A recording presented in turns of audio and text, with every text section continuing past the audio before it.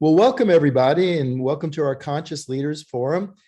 This is designed for everyone that wants to basically work on building their consciousness, improving their ability to move forward and really make a change and put ourselves in position to free ourselves. And so, just as a review, I go over this each time. We've had more and more viewers, which is we've been doubling our viewership per the third one. And so we do this the first Tuesday of the month. And so it is that day, and welcome to the new year. 2022 is going to be an amazing year for us. And as we work on ourselves and really focus on what's necessary to change and grow ourselves to the point where we build what I like to call internal stability and external equilibrium, which means we start being able to handle everything that life kind of throws at us, and yet put us in position to build relationships and help foster those. It's never been more important than it has in this crazy time of change that occurs. And just when we think it was safe to go back in the water, we have another variation occurring in our dealing with this pandemic and just life in general. And so we've kind of created this forum. And what I mean by the forum, it's really a place, meeting, or medium where ideas and views on a particular issue can be exchanged. And so this is specifically on how we build consciousness, and both in terms of building transformational leadership for ourselves and the ability to guide others, including our family, our community, and those that we lead. So with that, today I want to really talk about how do we free ourselves? And it's a great question, because we have this egoic mind, this part of us that's kind of channeled throughout all our experiences from our early childhood to where we are today. And it really puts us in position where we deal with all these internal struggles. And most of the things that we're dealing with is to realize there are issues inside of us. Basically, we think we have issues outside, but actually we have issues inside. There's fears, insecurities, needs, wants, self-consciousness, embarrassment, guilt. These are all words that describe things that are going on inside of us. Guilt is not something outside, it's inside. Yeah, we might be something outside that we're guilty or feel guilty about, but it's really how we address it. Because the reality is all these things are things that have just kind of got us going in here. And it's eternal experiences that are in the way of freeing ourselves and developing, basically spirituality, whatever that means for you, but it's the ability to feel connected so that every day, I mean, we had a massive, I'm back in Annapolis for a few days with my family as we finished the holidays. And basically had a massive snowstorm yesterday, and it shut everything down and everything was kind of disrupted. And yet, rather than worry about all the things that we're missing or the things we had to deal with, instead to experience this gorgeous day on the water with this over a foot of brand new snow. It was gray and still snowing in the morning. By the afternoon, it turned blue, and it became an exquisite day. And the family went out and basically did a little cardboard sledding, took the dogs out with our littler dog Scooby. It was actually over his head, and he looked like a gopher going in and out, and turned it into a beautiful day. And then we had a wonderful evening and made a fire and hung out together and played some games. And so it's really that we have these things that are keeping us, or obstacles that are keeping us from fully enjoying and experiencing life to the fullest. And so nothing else to do. It's really about taking the rocks out. And I'm going to use some analogies. I used a metaphor of rapids and water, calm water, and then rapids to kind of give us a perspective. And we're going to actually talk about it again, because I had many people comment on that. And then once we go through a few of these slides, then we're going to open it up for questions and to really comment and go into the deep end of the pool, so to speak. So with that, basically, I just want to review these things because there are things that we don't normally think of that are very important. We go to the physical gym, and obviously any of those of you that are using the Habits of Health, we know how important the Habits of Healthy Motion is, eventually getting to the point where we're working out or doing things to improve and optimize our physical conditioning. But the same thing is in the mental gym. And so I just want to kind of set a stage for that. And then we'll get into some questions in a few moments here. So consciousness refers to the state of being aware of your thoughts and feelings separate from being inside with them. And we're going down the rabbit hole, which we'll talk about.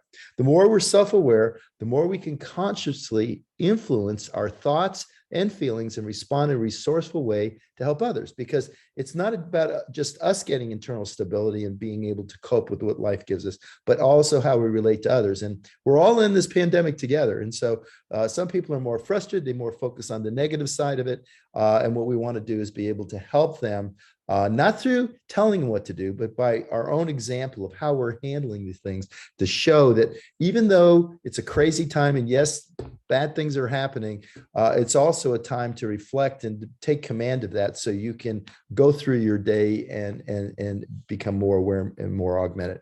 So, awareness basically, and I show this pot, the planted pot, or a pot with plants in it. And in this, we're aware of that. We become aware. We look at it and see it.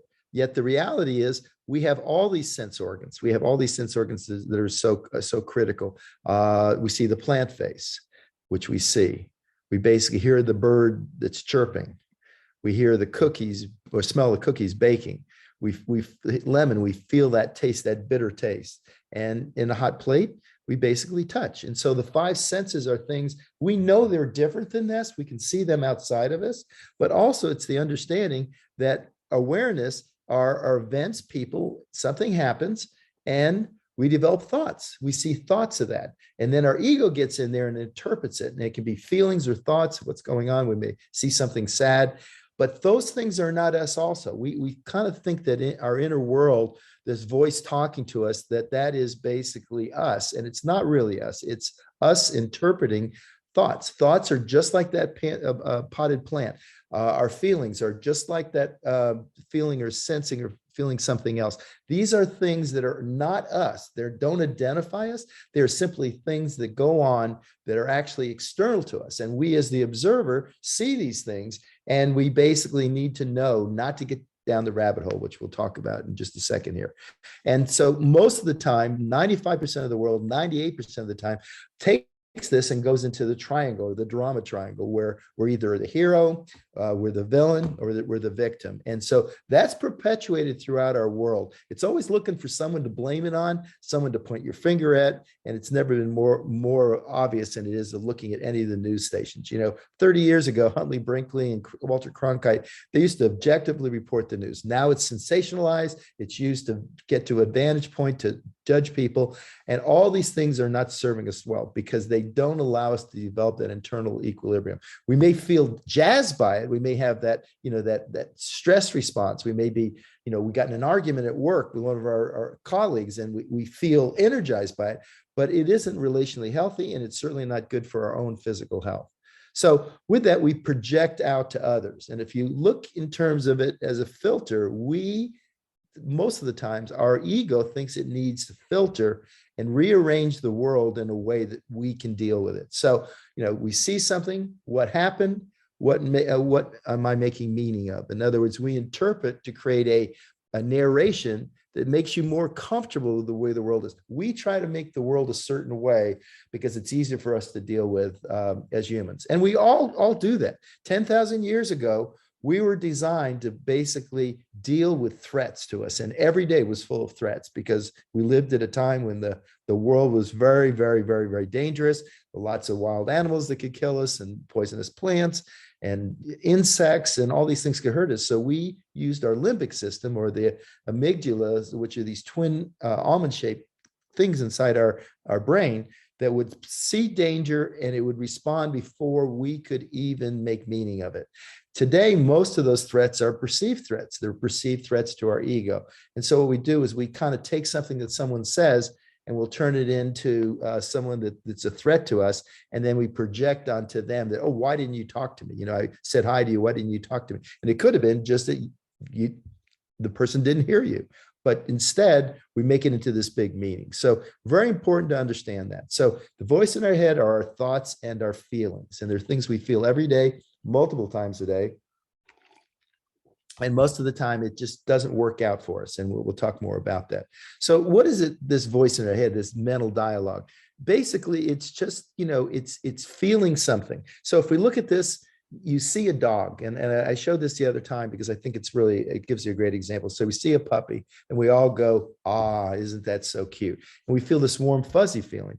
And yet right behind us, and there's joy from that. And then right behind us, let's say that basically we hear a rattlesnake right behind us. We immediately have this immense fear that occurs. And that, if it was a rattlesnake, would serve us very well. But the bottom line is, notice that most of the time it isn't a rattlesnake. It's that your boss said something that you didn't feel made you look good. It could be something your child said to you that you felt was disrespectful. And all of a sudden we make a whole story about that, which really isn't real. And even though the puppy is still there in front of us, we've kind of fully got lost in this protective mechanism, basically, which does not serve us well. So if you think about it, the world basically is filtered by our ego. Rather than looking, and awareness is fully looking out, like right now, I'm looking out on the creek and it's gorgeous blue sky. I can see the sailboats covered with snow. The water is extremely calm, and it's a very blissful feeling to look at that. But, you might look at it and say, oh, the boat down there, is it going to freeze? And then we start building a whole story about, well, is it going to freeze? So we take and we filter it through ourselves because we don't, is to say we can't really handle it. So think of it this way. Our thoughts can create eddies in our mind. So if you look above in this creek, this is like a rapids, and above it, you can see it's calm. And then what happens is the rocks begin to create disturbances. And what you do is you realize these disturbances are things that I have inside from my previous experiences that create a mess. And, if we remove the obstacles and look and can see them and not try to hide behind the obstacle, which are these rocks, there's a way out. There's a way to remove the rocks. And the rocks are these concepts we have about everything. We filter everything through our previous experiences rather than experiencing just in the now. And that's why so many people are really either basically they're fixated about their past. And as I like to tell everyone, the best gift you can give yourself is stop trying to have a better past because you have no control over it. Or it can be the anxiety about things that could happen in the future. Either way, they create stress, they create all kinds of dysfunction and obstacles and allow us not to be calm and relaxed. So as you navigate through this, and if you look at it and see, what happens is you have thoughts which create feelings, and it creates these cognitive emotive loops where we have something going on and something basically happens. And the next thing we know, we're kind of down the rabbit hole with it, and we are not functioning at a very high level. We're fully consumed with that. So we're going down the rabbit hole, and you can see this guy in the kayaking. That's not where you want to go. I mean, obviously as a kayaker, if you're really good at it, then that's part of the thrill. But for the majority of us, what happens, we end up going down the rabbit hole. So I'll give you an example. Let's say you're at a party, and there's all these people all around. And in the corner, there's a TV, a small little TV, not very big. And you kind of walk over towards and you're seeing all the people. And then let's say it's your favorite football team is on, and then you get absorbed in that. And pretty soon you're so absorbed into that little screen that that's all you're thinking about. And you're looking at it, and the room has gone away. You don't see the people, you don't see the other pieces, you don't see they're offering appetizers. You are simply down the rabbit hole, focus specifically on the one thing.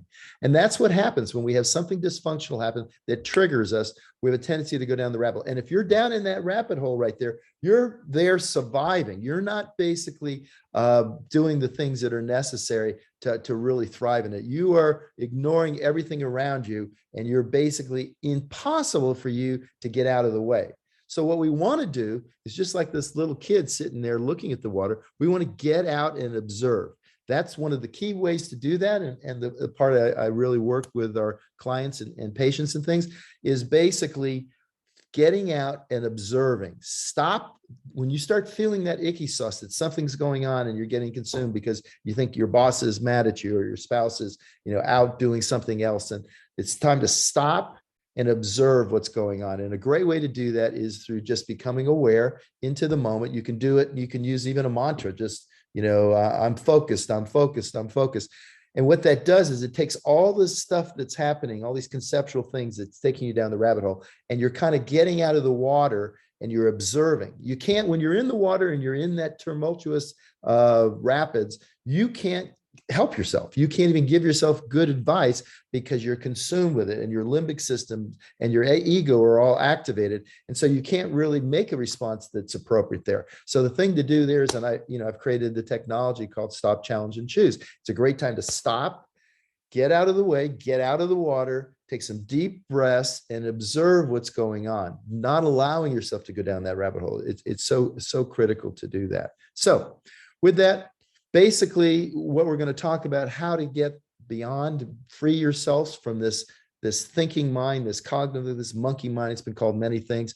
Is there's no one giant step to make. It's a bunch of little bitty choices you make through observing. So one of the suggestions is take 15 minutes a day and meditate. So when something's going on, just spend the time to get conscious.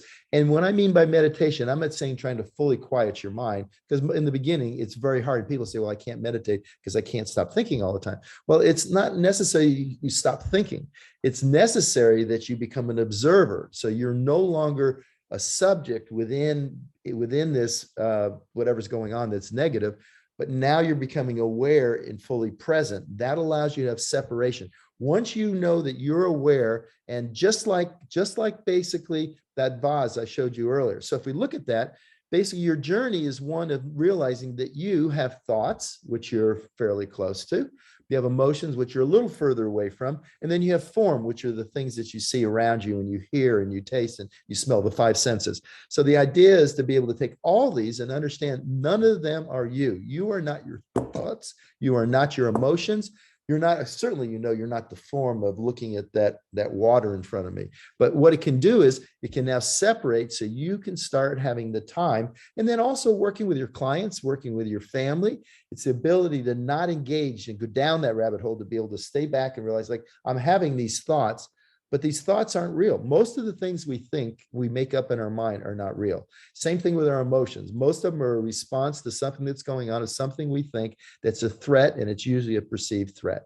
So what I love about kids, and just watching, I was watching them, we were skiing over the holidays with my family, and I was watching the little kids, these little nippers, so to speak, and they were all just smiling, having fun, and they're going down pretty steep stuff.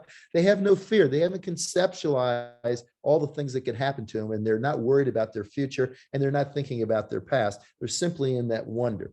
And basically, we change our perspective when we become aware and look at everything with wonder, with that childhood curiosity. Because the calm waters of our mind are all around us. There's no reason why we can have these huge mountains and rocks around us, but when we clear it out from our mind, it no longer has the influence. And so, again, basically, it's about building this internal stability. Stuff's going to happen to us. We're going to lose people in our life. There are going to be bad things that happen to us. There are going to be good things that happen to us. And we want to be able to approach them. So when an event happens, it's how we respond to it that develops the outcome for that. And then the other part is the external equilibrium, that when we're with other people, relational health is so critical. And the more we control our inner world, so we're in charge, and we recognize that we're the one making a mess. We're a mess. We're all a mess. And what we do is we work on that and recognize it to the point where we can now stand back and see what's happening and handle it in an objective way. So with that, hopefully that was helpful. And part of it was a review from last month, but it's also some new stuff of how we help free ourselves, so we develop that calmness, that beautiful, lake around the mountains, so that the mountains no longer have that effect on us. So I'd love to open it up for Q&A. And Rach, do we have any questions? Okay, Michelle, can you come off mute and camera? Sure. Perfect. There we go. Hi, thanks Hi. for calling on me, Dr. A. I asked my question early on about, often I find myself not being able to stop. So I'd love to stop, challenge, choose. I want to be free. Sometimes I have these outer body experiences where I'm literally in the middle of it and I'm like, why am I here? Why am I reacting? How can I get in the habit of doing this, getting to the stop? And I had asked, do you use meditation as your primary method to recommend that? And I guess my follow-up question to that about meditation is, does it help you? I really do need to be a little bit more routine about doing meditation. And I'm curious to know from your experience, have you found that it's helped you during the day when you're in the heat of it, when you see these external things coming at you? Has meditation helped you to be more aware? Has it Yeah. helped you to be more free? Yeah, Michelle, those are great questions. And so I would think of it this way. Everything you have to do the things that I'm talking about are all already there, right? Those rocks are, and the rocks is a metaphor for the concepts or the experiences or the things you feel. And there's so many things inside of us since we were little kids that we experience. And most of it we don't remember, it's only the tip of the iceberg that's actually fully we're aware of. So something may happen, like, let's say when you were in high school, you were going out with a boy and he had a yellow Mustang. And 20 years later, right, you're having a great day and you're going down the street and you see a yellow Mustang. And all of a sudden you start feeling this icky sauce inside. And you may not even recognize and coordinate because most of the time we're just kind of sleepwalking through life, right? There's so much going on. And we have an autonomic nervous system. We have the subconscious that allows us to do stuff because of habits, because of routines. And I spent a lot of time working, and one of our key things we do is help people learn the habits of health. And part of the habits of health is this ability to now control our internal world. So we have a tendency to think that we need to fix it from the outside, and that just isn't true. The reason why anything bothers you, because there's something inside of you, and basically there might be some really big things in there, right, that are in the way, and we all have those. It's like you got a big fish, right? You got them on the line, and what you want to do is you want to handle them in a way where you calm them down and you catch the fish and you realize what it is, and it doesn't affect you long term. So meditation is something that requires practice, because we have this continual dialogue, right? I talk about it as like the inner roommate, right? We have this roommate. If you had a friend that wasn't your inner roommate and actually wasn't your thoughts, you would fire that person for all the things they say to you, because 99% of it isn't even true, right? It's stuff we make up. We make up stuff to try to create order to the world. And we need to stop doing that. So the first thing with meditation is people have difficulty with it because they can't quiet their mind. And you're not going to be able to first quiet your mind. And by the way, that inner voice sometimes is very helpful. Like this morning, I had a meeting outside, and that's why I was running a little late getting back, because the weather is so bad. But I said, I need my keys. I need to make sure I'm driving slower. I got to watch about the curves because there's ice on the road, and I got to check to see how the brakes are. And I wasn't even using my car; I was using my daughter's car, because my car won't run in this weather.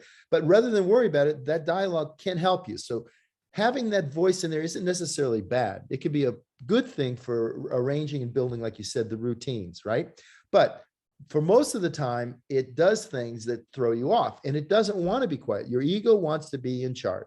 So if you start meditating, it's not easy because it's hard to shut up, and it's not even necessary to basically shut it off. It's just necessary to become aware of it, just like that potted plant that I showed. When you can be aware of your thoughts and say, okay, this thought is coming by, and you can not let it take you down that hole, but just actually recognize, oh, I'm thinking this, and then ask yourself, stop, challenge, and choose. I'm thinking this, and why am I thinking that? What's going on there? And once you have the ability to be aware, so self-awareness is the key to everything we're talking about when we talk about building consciousness. So becoming self-aware that something's going on, not reacting to it, kind of staying on the shore. Don't let yourself go down into the rocks or the rapids, and standing there looking at it. And one thing, mantras are simply a way of taking all the stuff going on and simplifying it into one process. So in other words, like looking at that TV in that room, is that if you say something over and over again, what happens is your mind focuses on that. And even though that's not fully silent, it's at least taking these 17 different thoughts going on and taking it down to one thought you're having. And that's a great first start. So you're not going to be able to, very few people can just sit down and just meditate and not think and become fully, present with no thoughts, but having the thoughts. So just working with that in the beginning is great. And so that practice over time that you can separate, when I showed this slide that showed the thoughts, the feelings, and the form, is that when you can separate and become the observer, it's they call it the witness of, you're the subject and you're looking at the objects, and those thoughts are objects too, and those feelings are objects too, and they're things that are responding to the experiences we've had in the past. So what I find, for instance, when I start feeling any of that icky, so it's like I'm in a meeting and there's stuff going on and someone's saying something which I don't agree with or I think is wrong. In my previous life in critical care, basically I would tell them to jump and then ask, they'd have to ask how high when they went in the air, because it was a very much a up one, down one relationship. And in the life now, as you move forward, especially with your kids, your family, your friends, and the people, if you're a coach and you're working with others, it is critical, because we have a tendency to try to fix and have the person think a certain way and change their behavior. And it just doesn't work. You can't change anyone's behavior. You can help them become aware of their behavior and then understand why it's important for them to change in order to have better relationships with their kids, with their family, with their friends, in business, whatever. Success comes from psychological flexibility. Psychological flexibility comes from being able to remove yourself from those thoughts, from those feelings, so that you're in control. It's the locus of control. When you take full, that's why we talk about in our leadership habits about basically radical responsibility. Take responsibility, because when we take responsibility, we give ourselves back the power. When we give ourselves back the power, we have the choice to respond in a way that makes sense for the outcome we want. So if I'm in one of those meetings and someone says something, I'm starting to feel it, what I'll do is like take my water bottle, open it up, take a drink, kind of feel that release, and then think that, what do I want to have happen here? What I want to have happen is I'd like to have a discussion that leads forward to a positive outcome for everybody that's at the table. It's not about me. My ego wants, damn, I want to be right. And I want to show them I'm right. And I want to convince them I'm right. That has no value at all. There's no value, because someone, in fact, if you attack someone that's already, their ego is already involved in it and they're in the drama triangle, you just perpetuate the same thing over and over again. And the beauty is, Michelle, when this happens and you respond by stop, challenging, and then deciding, okay, I'm curious. I may not, and here's the other thing, it's acknowledging that you're hearing what the other person's saying. It's not necessarily agreeing. We all come from our own perspective, and we may, depending on our beliefs. And I always talk about our values bring us together and our beliefs separate us, and never been more apparent than it is in the world today. And I am not ever trying to create help someone else or have someone else change their beliefs. I'm simply trying to understand them and put it in perspective so that it doesn't affect me in a negative way. So it's a process. And like I said, it's little baby steps. It's micro habits. It's doing these things. It's like why the life book is so important for people, because it allows them to go through a routine where each week or every couple of weeks, they're working on these little baby steps that allow them now to take control. And I can tell you, as you do this, because I know, even with skiing last week, I was skiing with a couple of people that are better skiers than I am. And rather than in any way thinking negative about that, it's like, God, what can I learn from this? How can I be open, curious, and learn better technique from them? So, and what you find is you start laughing at the more you understand this, the more you start laughing at, before what you would have done, because it was like you had this parasite inside of you, right? That says, no, I got to be right. I got to protect me. I can't have them they're making me look stupid, or it doesn't matter what it is, but they're basically, those things are nonsensical. There is no competition with anyone else. It's only the growth we have inside with ourselves that really matters.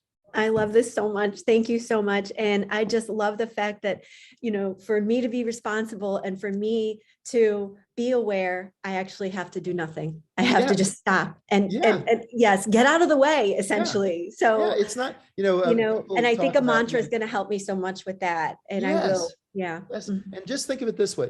Like people go to the Far East, they go, get these illumination and, go, live in a hut for 5 years.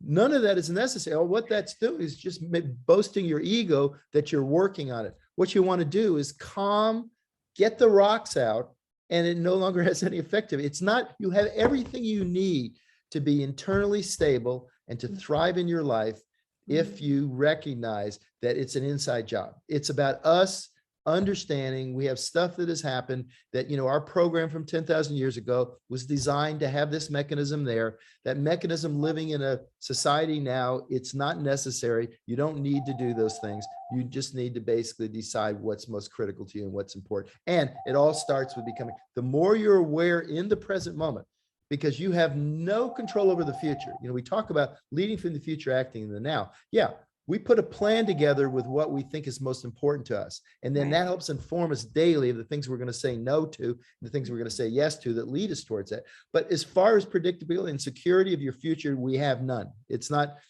in our grasp. The world's going to go on whether we're here or not, and we're here for a short period of time. So what you want to do is fully enjoy the time you're here.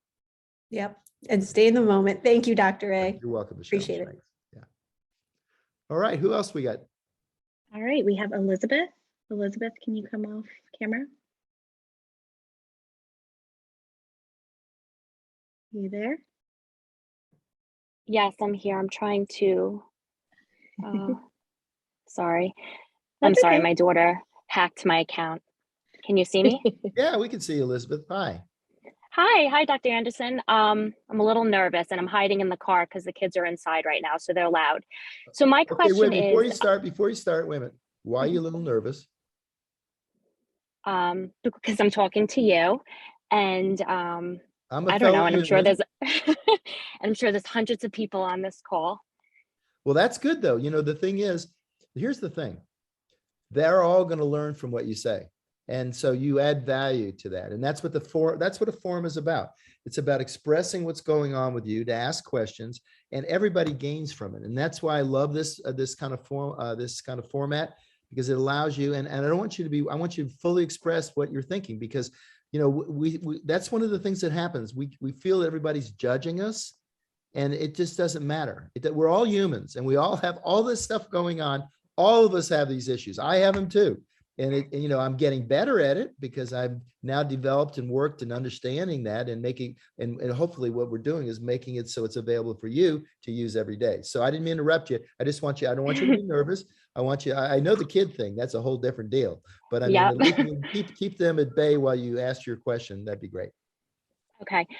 So my question is, I started my health coaching journey a little over a year ago, and it's been a life changer, obviously.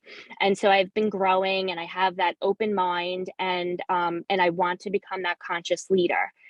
So how do you go about that? I know they say, the people you surround yourself by are the people you become like, and surround yourself by similar people, which is this community. But what happens when a significant other or a spouse is not on the same page? They're not open-minded, they're not willing to grow, and not necessarily supportive in general, because you're a different person than when they met you. So I guess it's hard for them to understand, and if they have not been awakened like we have, I totally get it. But how do you do that when, like, it's not like your group of girlfriends where you can choose new girlfriends? How would you go about something like that?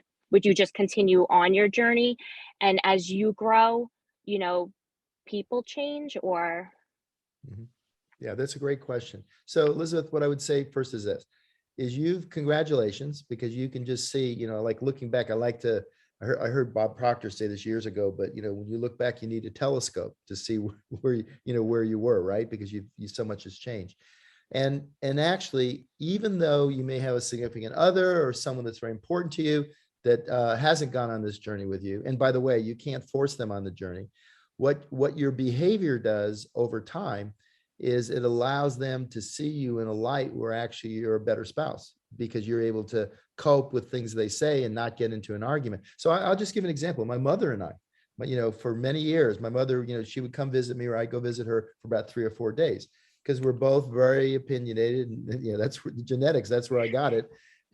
She's Italian, a hard head.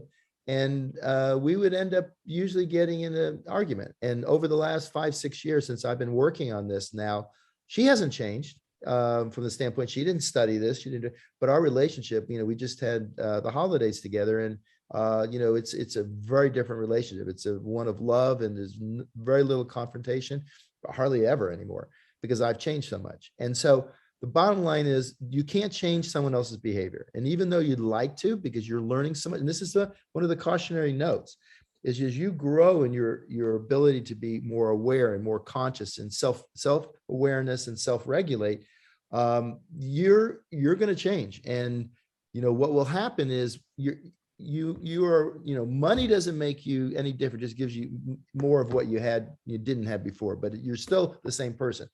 So the same thing here, as your consciousness increases, your ability to respond to adversity becomes much enhanced. So you're much better at it.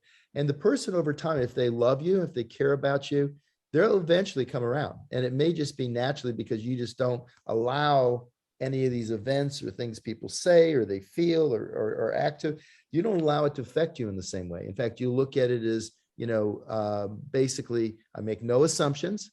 I basically don't take it personally. Even if someone shoots you in the head, it's not about you, it's about them, right? So over time, hopefully it'll get better. Now, with that, it is true that you want to spend more time around people that are on the same journey as you. So, like I spent a lot of time with some of the top thought leaders in the conscious movement because we're all working in the same directions and we reciprocally mentor with each other.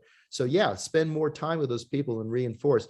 But the journey is one where you've now taken full responsibility that you're becoming more conscious, and your ability to deliver that through your actions, not what you say, but what you do, will be highly influenced by this growth you're doing. It's like anything else. If you're, like for me skiing, I know if and I'm going to go heli ski later in the month, I know that if I'm not working out, I'm not going to be as good and I'm going to struggle. If I've been working out and spending the daily practice, I'm going to be better and be able to do it more effectively. Same thing with your conscious development, this work, this meditative work, this work of awareness. It's going to help you become a better spouse and a better mother and all the things that are important to you, and a better conscious leader, because now you're realizing, transformational leadership is different than transactional. There's an exchange going on, right? You're giving something of benefit to that individual, but you're not actually building people. There's an exchange. Transformational leadership is helping people become more aware themselves and work on their own growth so they can become a transformational leader. So the work you're doing is helpful on multiple levels. First, on the level of yourself, that's where it starts. And that's why, I named this particular one about how do we free ourselves, because that thought process, when we get down the rabbit hole because we're thinking or feeling a certain way, it doesn't serve us in a positive way. It stresses us out. It causes worry. It hurts our sleep. It hurts our relationship with other people, how we respond to them, what we say to them. And we're certainly saying things because it's coming from our opinion, which we're not taking into effect what it may mean to them. So this development from the inner work that you're doing on yourself, realizing that most of the stuff that's going on isn't an external problem. It's the mess that we are inside. We're all messed up. And it's because we live in a complex world, and the world, because of technology, has become less interactive human connection and more technologically advanced, right? Texting, emojis are nice, but they're not the same as sitting there looking at somebody and smiling or looking them right in the eyes. And because our world has changed so much, it's become critical. And the other thing that's happened, which Elizabeth is so important, is the companies have been data mining us for now a decade. And they're basically going to control what you do, what you buy, what you think about, unless you become self-aware and realize that these are external things and I can pick and choose what I want, but they're not controlling my thoughts and my feelings. So you're doing what's necessary. The more you work on it, things will start changing in your world. And I don't know anything about your personal life, but I can tell you that there's a point where some people, you basically acknowledge them, you say hi to them, you're kind to them, but you stop spending so much time with them because you need to know that the underlying structure that you put yourself in either makes it conducive to become more conscious or it makes it less conducive. And you want to remove yourself from the fray. So these external stimuli are mostly ones of love and caring and thought and human interaction and things that are positive for you. Thank you so much. That was great. Yeah, you're welcome. Thanks. All right. What else we got? All right, next up we have Andrew. Andrew, can you unmute yourself? Come on, camera. Hey, Andrew. You're still muted. Oh, I can't hear you yet. You got to unmute. You got a great smile, but I can't hear a word you're saying. There you go. There we I am go. I'm so sorry. I was struggling a little bit with my iPad. Well, thank you so much for everything that you have shared. I feel like I'm receiving from a fire hose, and I'm trying to interpret what you are saying and putting it down in my words. And this is what I have so far. Your ability to be self-aware predisposes you to making conscious choice of your desired outcomes. Awareness creates thoughts that we interpret based on our worldview. So the question, Dr. A, is how can I be objective in my interpretation and judgment of how I filter reality? Yeah, I love that. It's a great question. And so you said one thing that I just want to make a little correction on. So the world doesn't create your thoughts, you create your thoughts. And your thoughts are simply your interpretation of the world. So if we look at the best way is the way where we drop the filter. You don't need a filter. In other words, your ego thinks you need a filter. It thinks it needs to make the world kinder to you or make more sense to you. So we take what we see, what we smell, what we feel, what someone says to us, what we have an emotion with, and we interpret it in a way that keeps us what we believe is safe. And yet reality is what keeps you safe. Reality is that you're fully aware in the present moment of exactly what's going on. So the whole idea is to remove the filter.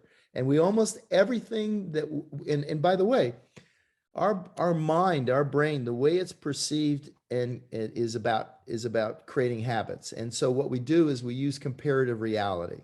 Comparative reality means that, oh, I've experienced that before. I saw that before.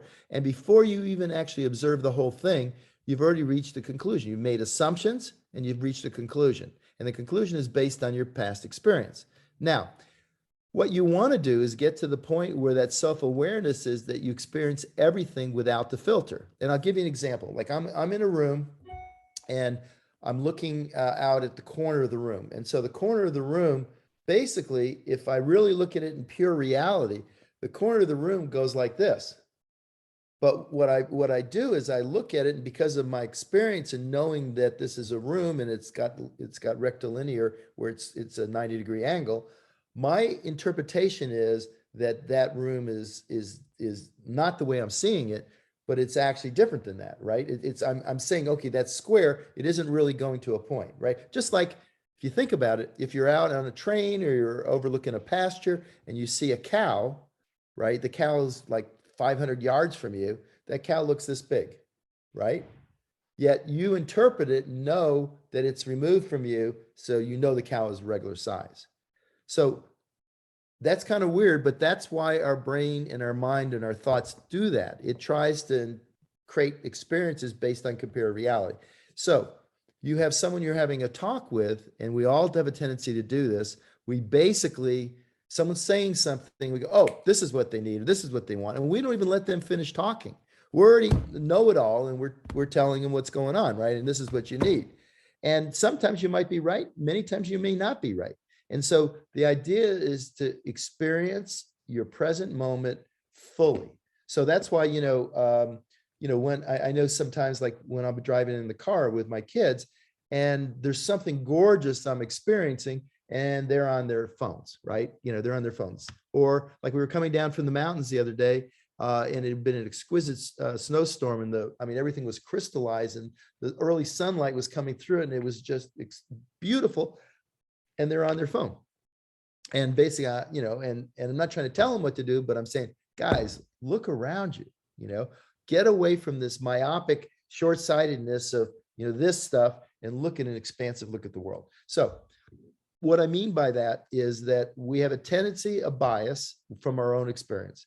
The idea is for us to be fully aware. And if we're fully aware and we're listening to someone versus judging and can't wait to start talking, because we're not taught to listen ever. We're taught to be respectful and not interrupt, but that's about as far as it went.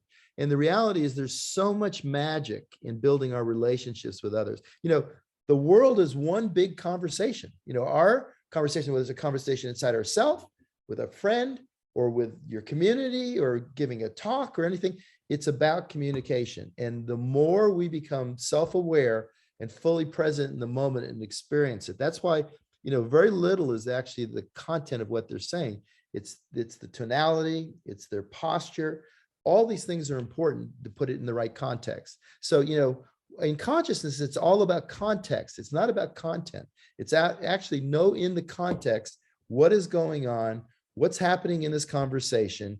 How do I need to listen to it purely from a reality? So, a good friend of mine, Jim Defner, who wrote the 15 Commitments, basically he says, is it a video, right? Another video camera taking exactly what happens, or are you interpreting it and giving meaning to it and creating your own story, right? And the more we stop creating stories, the more we're fully aware, especially when we're talking to others, whether it's our clients, our coaches, our family, our friends, then it allows us to make the choice that's connected the most to reality. So, Robert Fritz, a great friend of mine, we wrote a book together, Identity. Basically, he talks about reality is an acquired taste, right? The truth is an acquired taste. But when we can be truthful about ourselves, because what we do, and to free ourselves, most of the time when there's a rock in that water that's causing a disturbance, right? There's something, it's letting go of that rock. It's actually letting go, letting it just release, because we interpret it, it's like a compressing down, like a coiled spring.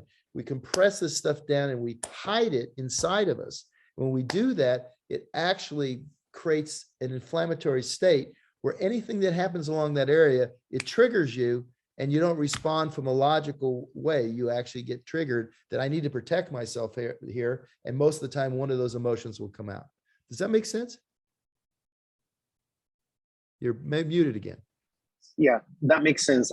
Absolutely. Yeah. And I think what I got from it is removing the filter and also experience the present moment. That gives you a better picture of what is happening and how your emotions are actually responding to it. Exactly. And your emotion, understand this, your emotions are actions. They're internal energy. And really, one of the things that came a lot from Eastern philosophies and stuff, because they spent, years and years and years, sitting and just, experiencing, is energy management, right? And it's an important part of the Eastern philosophy, but it's that we have these things that we repress. And then when they come up, if we can sit on the bank and observe them, we can allow these things to come up and release them. It's all about release. It's not allowing these things, well, I'm not going to let that happen. I'm a man and and then push that stuff back down. It's actually sensing, releasing. As we release it and recognize it, that's how we regain control. That's how we really get ourselves back in a position where the stuff, because if you keep pushing it down, it just gets stronger and stronger inside of you. And what it does is it short circuits your ability to fully experience something, because you hide from it. I lost my significant other 3 or 4 years ago.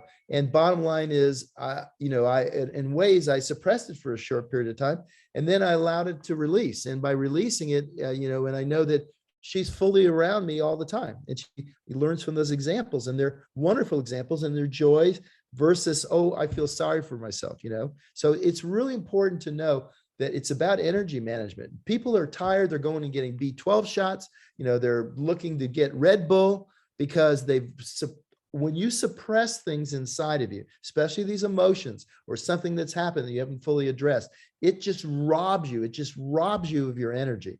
The key thing is when you start sensing, feeling, you become more self-aware. When one of those things come up, you experience it. You sense, why am I feeling this way? What am I feeling? Am I feeling hate, sadness, joy? What is it? And then allowing it to come through. And actually your emotions are gone in 90 seconds if you recognize them and let them go, right? It's so critical.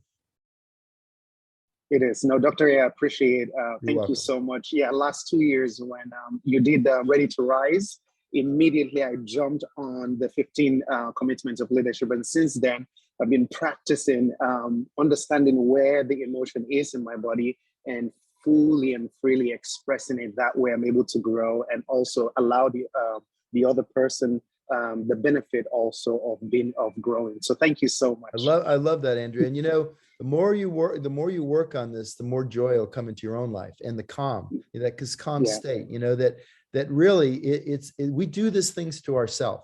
And the more we start to, and it's the other thing is this, we are so tough on ourselves more Mhm. so than we are on anybody else, right? And You're right. it's time to love yourself and realize you have all the greatness you need inside of you. And this stuff is Mhm. just in the way. And it's not about going, like I said, in a cave or going and meditating for 5 years. It's about Yeah. releasing the rocks, getting Yeah. the rocks out of the way so you reestablish the calm. And it's a Yeah. beautiful thing. And Andrew, I can tell you're well along on your journey, and that smile is infectious. So thank you so much. No, thank you. One last comment and then I'm done. So I practiced this principle just last month. I was told by a lead pastor and executive pastor that I worked under as an outreach pastor. They said they're terminating my employment. And my response to them was, I accept it. And I'm sorry that you're making a very difficult decision, but I understand. And both of them were completely red. They're like, aren't you angry? I said, Pastor, I was angry with you in the summer, and I told you while I was angry, but right now I just feel sadness because of the relationships that I'm building amongst the people in the church and also in the community with the police, with the Chamber of Commerce. I said, that's what makes me sad. But I accept your decision, and I know it's difficult, and I'm going to be taken care of. Thank you so much for giving me the opportunity to serve. And I was so excited because that allows me to coach with my wife full time. And I was so excited and liberated. So I'm done. Yeah. Thank you so much. No, I'll and I let love that. others. And look at the freedom that gave you. And the way Yeah. you responded was in a way that you actually empathized with them having to say that to you. And Yeah. why they got red faces because they're embarrassed in ways.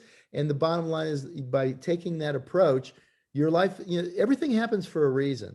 And as long Yeah. as we experience it, and that's exactly how you're doing it, you're putting yourself on track to become more conscious, more aware, more doing Yeah. the things you want to do. And that's the Yeah. difference between being a victim, taking full responsibility internally, and then you decide to reach out and help this decision make life even better. Yeah. Thank you. Thank you so much. Quite Really welcome. appreciate it. All right. Bye-bye now. Okay, who else? We got time for like Okay. one or two more. We have Amanda. Amanda, can you come off mute?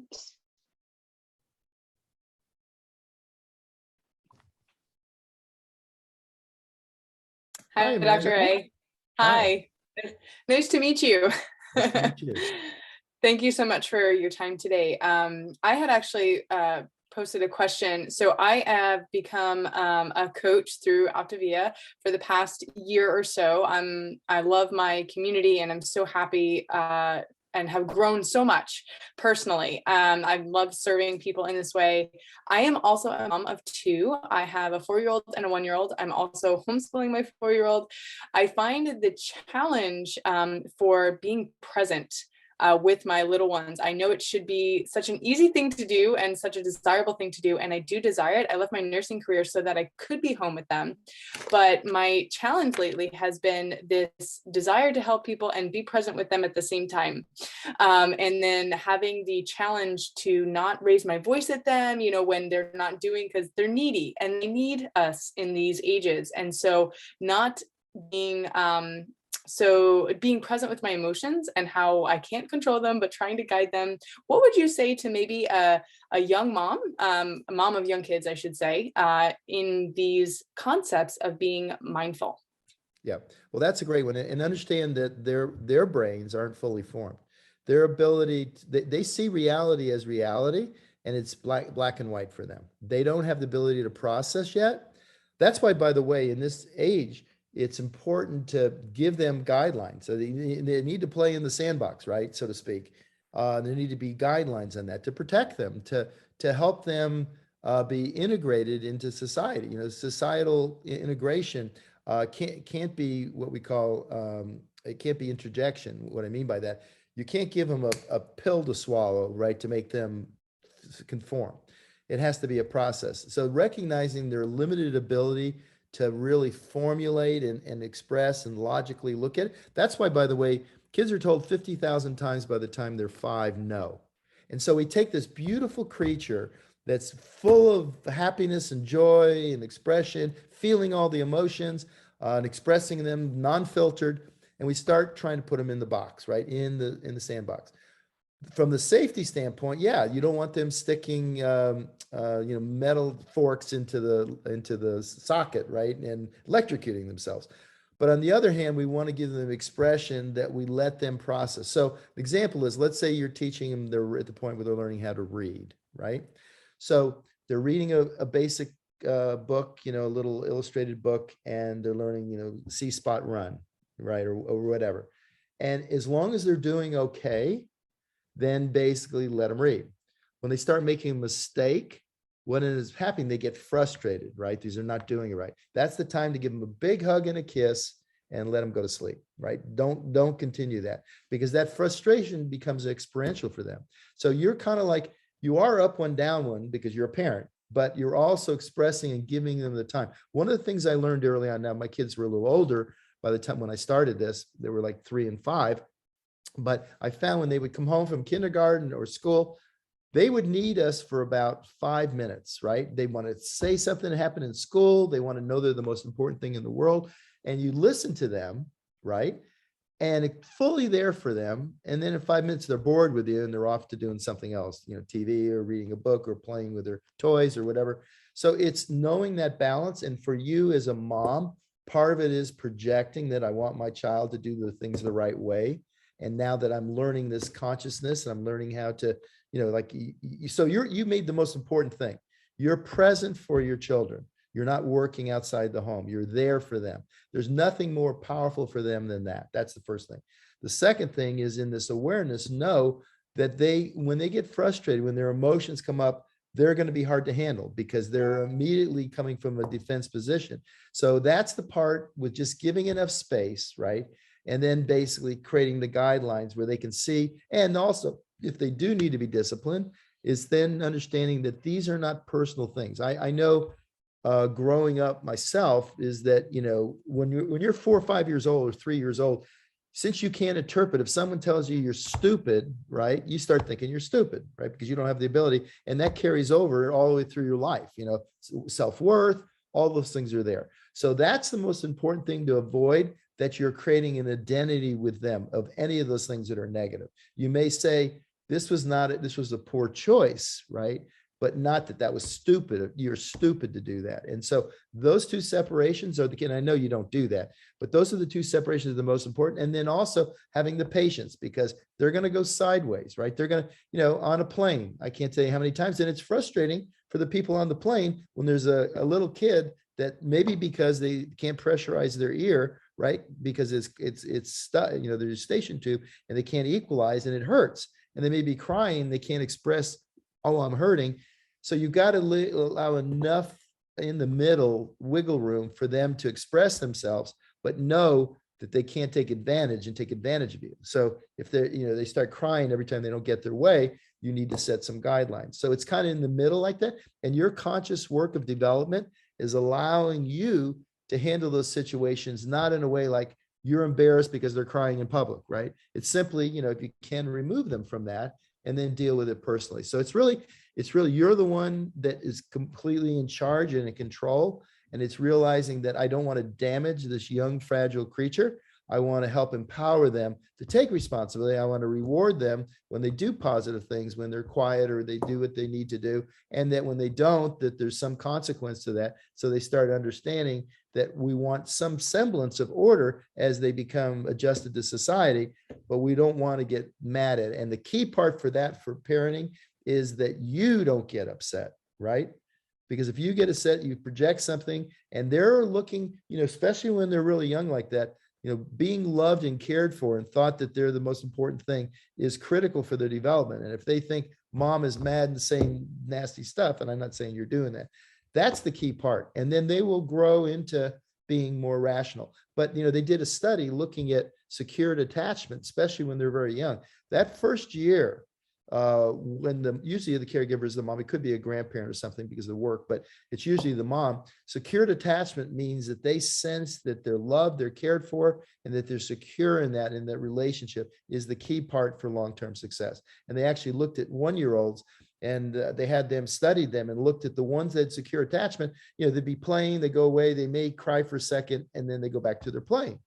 right? And the same thing when they bring them back, those that were securely attached may recognize, hug mom, and then go back to playing what they are. Those that have ambivalent, where they sometimes feel like they're loved, sometimes they're not thought they loved. When those kids came back, they would cling to their moms, right? And then the third group were the ones from, unfortunately, from addicted parents, like addicted moms, and they would basically not even, avoid them at all costs. So you're doing the right things. It's just a matter of putting that into balance and realizing, don't take it personally. I know that's hard sometimes. Yeah, thank you. welcome. Definitely at times it can be personal, especially, the disrespectful things, but Yeah. I appreciate that so much. And honestly, like for me, working through my own frustrations that I can't control them, and I know that sounds so silly. I don't want to, but at the same time, just guiding them, but not being so frustrated openly, because then I see it in my 4-year-old. She gets frustrated, and then that blocks out all growth and emotion. So that's what I'm working through. Yeah. Don't try to teach or be logical with somebody that's frustrated, because they're in the rapids, right? They're down the rabbit hole. When they're there, it's simply love and comfort, not agreeing with it, but just comfort and love in that circumstances, and then so they can then deal with it more. So Thank absolutely you. important. Yep, you're welcome. Okay, well, we're really out of time. If there was one other question we had, Rach, I'll take one more question. Okay, Jeanette, you could come off mute. There we go. Good morning. Hi, Jeanette. Dr. A. How are you? Great. So my question is about the what happened, what's missing, and what did I want to have happen, and how to use that. I understand the first and the third question, but I'm having trouble using the what's missing part with myself and with my clients to help them out. Yeah, let me give you even one other step of those 4 questions. It's actually 4 questions. It's actually what happened, what did I expect to happen, what was missing, and what's next. Okay. Okay. The whole idea of, and that's called upset technology. That's those 4 questions are part of the concept of upset technology. And basically, so what you're doing is someone is frustrated. They're in the drama triangle. The goal is to take them out of the drama triangle through questions, through introspective questions, reflective questions. So what happened? So they have an opportunity to say it.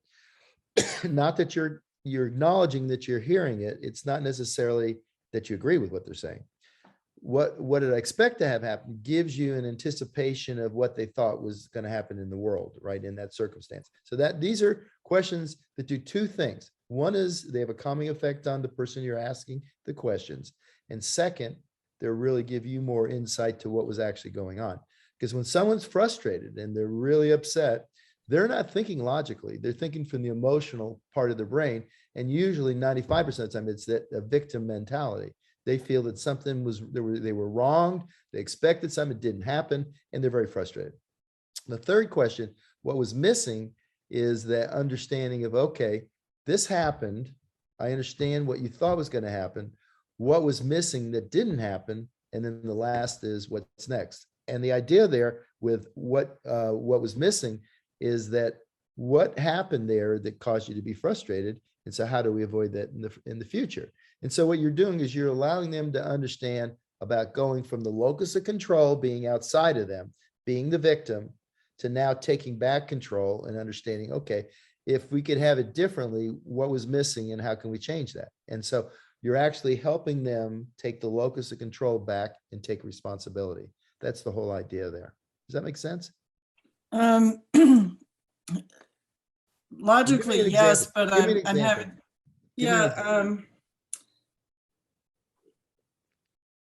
Let's say that it's Christmas Eve and my husband decides to go golfing, but doesn't say anything to me about, I've got the day off and would you like to do something together? Okay, so I don't know what's missing. Okay, so here's the thing. So you guys aren't communicating, right? You're not Right. communicating. And there's a reason for that. And the reason is probably, and I don't know, this is just an assumption, but the reason is because if he said that to you, basically you would judge that and be unhappy and would create dysfunction. So the normal tendency is for someone that realizes that the choice they want to make is not in the same that you would want, that they use, it's easy. The path of least resistance is don't ask, just go do it. And then, ask for forgiveness later. So that's a different thing. So that, and during that situation, basically you need to find out why would he rather do that, right? Rather than be home with the family. I mean, there's got to be a reason. And you can't remember, this is not about upset technology, is about helping. It's actually the person that needs this is you, not him. Right. So you're kind of mixing two things up. And one is that this is a frustration you have and you'd like a different behavior from him. So he's not coming to you upset, you're actually upset at him. So it's a different phenomena.